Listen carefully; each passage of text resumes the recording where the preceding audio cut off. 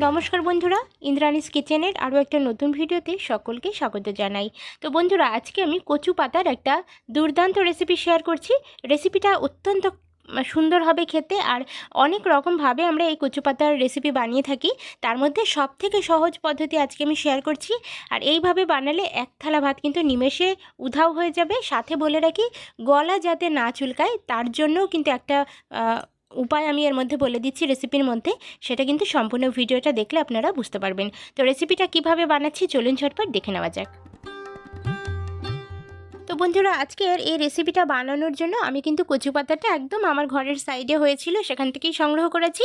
তবে যাদের ঘরের আশেপাশে না হয় তারা কিন্তু দোকান থেকেও বাজার থেকেও কিনে নিয়ে আসতে পারেন। এই কচু পাতার মধ্যে রয়েছে প্রচুর পরিমাণে আয়রন, ভিটামিন এ, সি এবং ক্যালসিয়ামের একটি চমৎকার উৎস বলা যেতে পারে এই কচুর পাতাকে। এটা কিন্তু আমাদের রক্তশূন্যতা দূর করতে সাহায্য করে, সাথে দৃষ্টিশক্তি ভালো রাখতে এবং হাড় মজবুত করতে অত্যন্ত কার্যকরী হয়ে থাকে।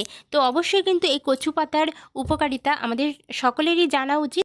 বেশি করে আমাদের এই কচুর পাতা কিন্তু সবারই খাওয়া উচিত। তো বন্ধুরা, কচুর পাতাটাকে একটু ভালোভাবে পরিষ্কার জল দিয়ে আমি ধুয়ে নিয়েছিলাম। ধুয়ে কিন্তু একটু ছোট ছোট করে, যতটা ছোট করে কুচিয়ে নেওয়া সম্ভব আমি কিন্তু কুচিয়ে নিয়েছি। আর কুচিয়ে নেওয়ার পরে আমি আরও বার কয়েক জল দিয়ে, পরিষ্কার জল দিয়ে ধুয়ে নেব এবং তারপরে ফিরে আসছি। কচুর পাতাগুলো খুব ভালোভাবে জল দিয়ে ধুয়ে নিয়েছি বন্ধুরা। এবার আমি সরাসরি কড়াইয়ের কাছে চলে এসেছি। কড়াইতে আমি এখানে 1 গ্লাস মতো জল অ্যাড করে দিচ্ছি। ছোট গ্লাসের 1 গ্লাস, আপনারা কাপের 1 কাপ জলও দিতে পারেন। এবার আমি কচুর পাতাগুলোকে অ্যাড করে দিচ্ছি। কচুর পাতাটাকে সেদ্ধ করার জন্য আলাদা করে কিন্তু জল দেওয়ার প্রয়োজন হয় না, কচুর পাতা থেকেই জল ছাড়বে। তবুও তলার থেকে ধরে যাওয়ার একটা সম্ভাবনা যাতে না থাকে সেই জন্য সামান্য একটু জল আমি দিয়ে দিয়েছি। সেদ্ধ করার জন্য কচুর পাতার মধ্যে আমি অ্যাড করে দিলাম পরিমাণ মতো হলুদের গুঁড়ো। তার সাথে অবশ্যই দিয়ে দিচ্ছি সামান্য মাত্র একটু নুন।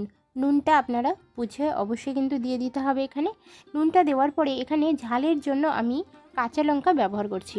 তো কাঁচা লঙ্কা এখানে আপনারা ঝালের জন্য ব্যবহার করবেন, সুতরাং কম বেশি আপনারা নিজেদের পছন্দ অনুযায়ী দেবেন। আমি মোটামুটি 3 থেকে 4টে কাঁচা লঙ্কা অ্যাড করে দিলাম। কাঁচা লঙ্কা, নুন আর হলুদ দিয়ে কচুর পাতা থেকে খুব সুন্দরভাবে নাড়াচাড়া করে মিশিয়ে নিয়ে সেদ্ধ করে নেব। তো অবশ্যই কিন্তু ঢাকনা চাপা দিয়ে দিচ্ছি। ঢাকনা চাপা দিয়ে দিলে কচুর পাতাটা কিন্তু তাড়াতাড়ি সেদ্ধ হয়ে যাবে। ঢাকনা চাপা দিয়ে গ্যাসের ফ্লেমটাকে লো রেখেছিলাম এবং তাতে দেখুন কচুর পাতা থেকে অনেকটা জল ছেড়ে দিয়েছে। আর এই জল ছাড়াটা খুবই প্রয়োজনীয়। এইভাবে যদি জলটা বের করে নেওয়া যায় তাহলে কিন্তু কচুর পাতা থেকে যে গলা চুলকানোর প্রবণতাটা সেটা কিন্তু কমে যাবে, 100% কমে যাবে, একটুকুও গলা চুলকাবে না। এছাড়াও যাতে গলা না চুলকায় আরও একটা জিনিস আমি এতে দেখাবো, সেটা কি করব। তো তার আগে বলে দিই, এই কচুর পাতার এই জলটা কিন্তু একদম ছেঁকে ফেলে দিতে হবে। তো প্রথমে আগে আমরা 100% সেদ্ধ করে নেব, তারপরে গিয়ে কিন্তু এই জলটাকে ছেঁকে ফেলে দেবো। তো বন্ধুরা দেখুন, কচুর পাতাটা একদম পুরোপুরি কিন্তু সেদ্ধ হয়ে গিয়েছে, একটু কিন্তু শক্ত ভাব নেই। এই পর্যায়ে এসে এই যে জলটাকে আমরা ছেঁকে ফেলে দেওয়ার জন্য কড়াই থেকে নামিয়ে আমি একটা ছাঁকনি গামলির মধ্যে নিয়ে নিচ্ছি। আর এই ছাঁকনি গামলির মধ্যে থেকে একটু এরকমভাবে একটু চাপ দিলে কিন্তু এই কচুর পাতার ভেতরে যে রসটা, যেটা দিয়ে আমাদের গলা চুলকায়, সেটা কিন্তু বেরিয়ে যাবে। তো খুব ভালোভাবে চেপে চেপে এই রসটাকে বের করে নিতে হবে।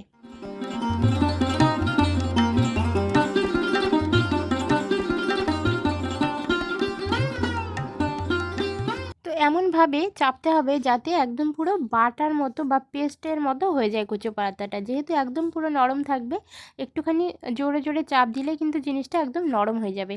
তো বন্ধুরা, আপনারা যারা এই ধরনের ছাঁকনি গামলা ব্যবহার করবেন না, তারা কিন্তু ঠান্ডা করে নিয়ে হাত দিয়ে ওই কাজটা করতে পারেন।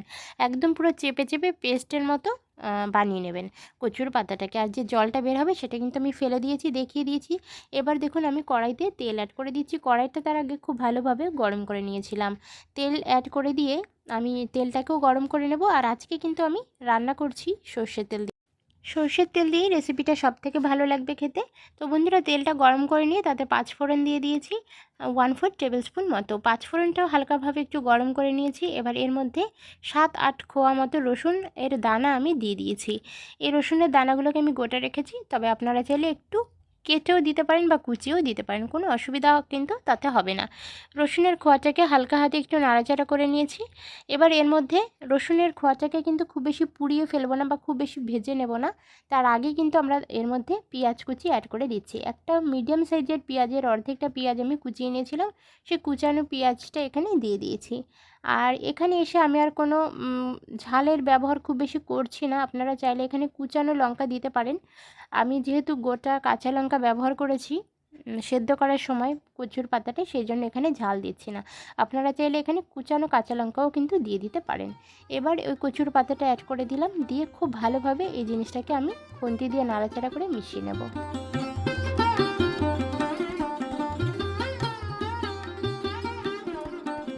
খুব ভালোভাবে কচুর পাতাটাকে মিশিয়ে নিয়েছি। এবার দেখুন এর মধ্যে আমি সামান্য একটু তেঁতুল অ্যাড করে দিচ্ছি। তেঁতুলটা দেওয়ার ফলে কচু পাতার থেকে অনেক সময় আমাদের গলা চুলকায়, কচুর পাতাটা যদি কচি না হয় বা ইয়াং না হয়, সেক্ষেত্রে কিন্তু আমাদের অনেক সময় গলা চুলকানোর একটা সম্ভাবনা থাকে। তো এই সামান্য একটু তেঁতুল দিয়ে দিলে এই সম্ভাবনাটা কিন্তু একদমই চলে যাবে। আর আমি ঠিক যে পদ্ধতিতে রান্নাটা করেছি সেই পদ্ধতিতে যদি এই কচুর পাতাটা রান্না করা হয়, সেক্ষেত্রে কিন্তু একদমই গলা চুলকাবে না। আর তেঁতুল দিলে তো একদমই আর কোনো সম্ভাবনাও থাকবে না। তারপরে লাস্টে এসে দেখুন এখানে আমি একটু সামান্য নুন অ্যাড করে দিচ্ছি। নুনটা দেওয়া এই কারণে যে একটু নুনটা কিন্তু আমার কাছে কম মনে হচ্ছে, তো সেই কারণে সামান্য একটু নুন আমি দিয়ে দিলাম। আর এমনভাবে এই জিনিসটাকে শুকাতে হবে এর মধ্যে কোনো রকম যেন জুসি ভাব না থাকে। তো বন্ধুরা দেখুন নাড়াচাড়া করতে করতে কড়াইতে কিন্তু লেগে যাচ্ছে এবং জিনিসটা কিন্তু একটা শুকিয়ে যাচ্ছে, সেটা কিন্তু বোঝা যাচ্ছে। এর ভেতরকার যে জুসটা সেটা একদমই টানিয়ে ফেলতে হবে, তবেই কিন্তু কচু পাতার এই রেসিপিটার টেস্ট অনেক বেশি ভালো হবে।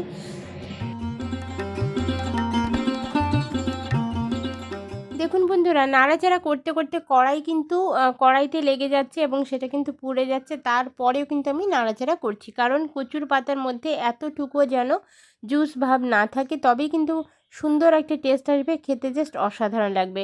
তো ফাইনালি কিন্তু কচুর পাতার মধ্যে কোনো রকম জুস আর বাকি নেই, একদম শুকিয়ে গিয়েছে। এই পর্যায়ে এসে আমি কচুর পাতাটা নামিয়ে নিলাম। রেসিপিটা খেতে দুর্দান্ত হয়েছিল আর একদম মাখো মাখো হয়েছিল, বাটাবাটির ঝামেলা ছাড়াই কিন্তু রেসিপিটাকে এইভাবে বানিয়ে নেওয়া যায়, খেতেও ভীষণই ভালো হয়। একবার হলে ট্রাই করে বানিয়ে খেয়ে দেখবেন, আশা করি আপনারও ভীষণ ভালো লাগবে। তো বন্ধুরা আজকের রেসিপিটা যদি ভালো লাগে তাহলে একটা লাইক করার অনুরোধ রইল, আর এরকম রেসিপি দেখার জন্য আমার চ্যানেলের সাথে থাকার অনুরোধ রইল। দেখা হচ্ছে পরবর্তী ভিডিওর সাথে, ততক্ষণের জন্য সকলে খুব ভালো থাকুন, সুস্থ থাকুন, ধন্যবাদ।